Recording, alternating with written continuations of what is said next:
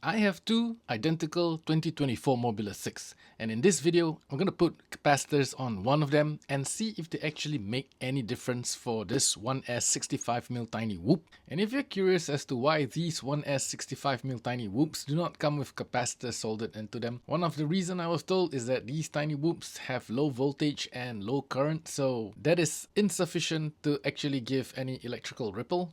But I'm still gonna try this and see if it actually makes a difference or not. Hope you guys enjoy the video.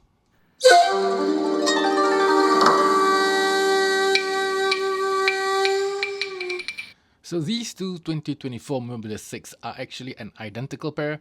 Maybe not fully identical, as one of the video is slightly different from the other because of the camera that I am not able to fix. But I'm gonna put capacitors onto one of these Mobula 6 and to see if they actually make a difference in the video. These Mobula 6 have some video noise problem, so I'm gonna see if that works. Without the capacitors, the weight of the whoop is 18.2 grams. To make things easier, I'm going to remove the flight controller, and these have the motors soldered onto it. And because of my aging eyes, I need a microscope to actually see anything on this flight controller. Now I'll be using two capacitors. One of them is an 8V 100 microfarad capacitor.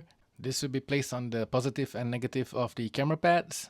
And the other is an 8V 300 microfarad capacitor, which I will be putting onto the battery lead. These are the positive and negative pads on the flight controller. So now that the capacitors have been soldered on to this 65mm tiny whoop, the weight of the tiny whoop is 19.3 gram. That is a 1 gram increase for these two capacitors. So here I'm doing two runs. This one is the Mobula 6 without the capacitor, and the next run will be the Mobula 6 with the capacitor. I'm gonna cut the flight video a little shorter so that you don't waste your time watching the whole flight video.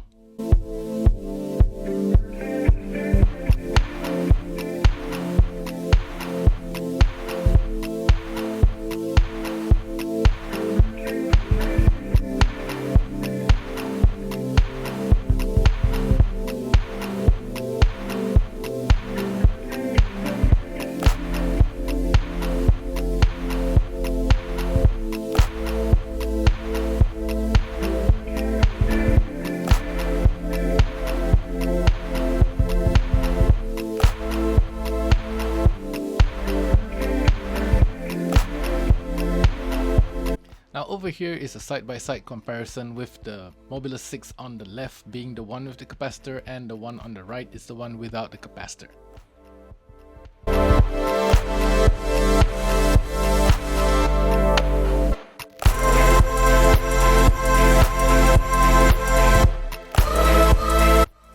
As you can see, it is a total waste of time and there isn't any difference at all with or without the capacitor for a 1S tiny whoop.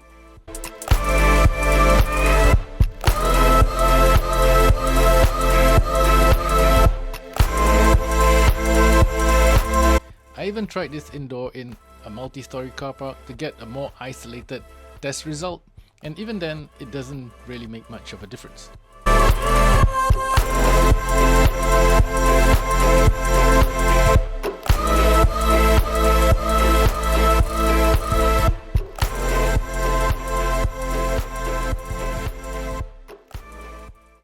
So there you have it. This is the one with the capacitor and this is the one without the capacitor. So capacitors for 1S tiny whoops just don't work because of the low voltage and low current that's coming out from this tiny whoop, and that doesn't really cause much of an electrical ripple enough to disturb the analog video that's coming out from these tiny whoops. But those VTX noise that you see on the video, that's totally something else which I have yet to figure out.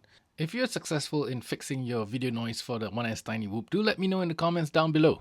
Well, I hope this information is insightful to you, and that's it for today's video. I hope you guys enjoyed that, and till the next one, thank you all for watching and see you guys again soon. Ciao.